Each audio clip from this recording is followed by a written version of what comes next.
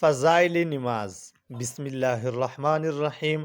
معزز سامعین کرام، آج کی ویڈیو میں آپ لوگوں کے ساتھ نماز کے حوالے سے کافی اہم اور ضروری حدیث پاک بیان کرنے والا ہوں۔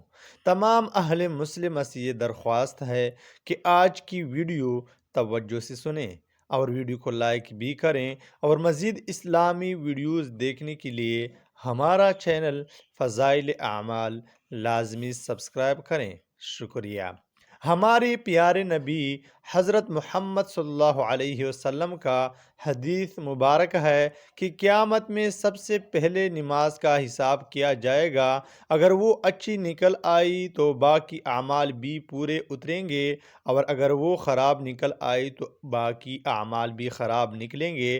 حضرت عمر رضی اللہ تعالیٰ عنہ نے اپنے زمانہ خلافت میں اعلان سب جگہ کے حکام کے پاس بھیجا تھا کہ سب سے زیادہ محترم شان چیز میرے نزدیک نماز ہے۔ جو شخص اس کا حفاظت اور اہتمام کرے گا وہ دین کے اور اجزاء کا بھی اہتمام کر سکتا ہے، اور جو اس کو ضائع کرے گا وہ دین کے اور اجزاء کو زیادہ برباد کرے گا۔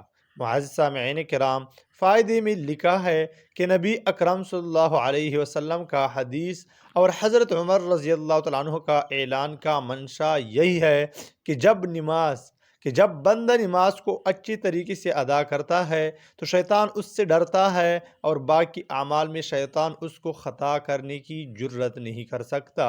لیکن جب وہ نماز کا اہتمام پابندی سے نہیں کرتا تو شیطان اس بندے سے نہیں ڈرتا، اور شیطان پھر اس بندے کو بڑے بڑے گناہوں میں مبتلا کر لیتا ہے۔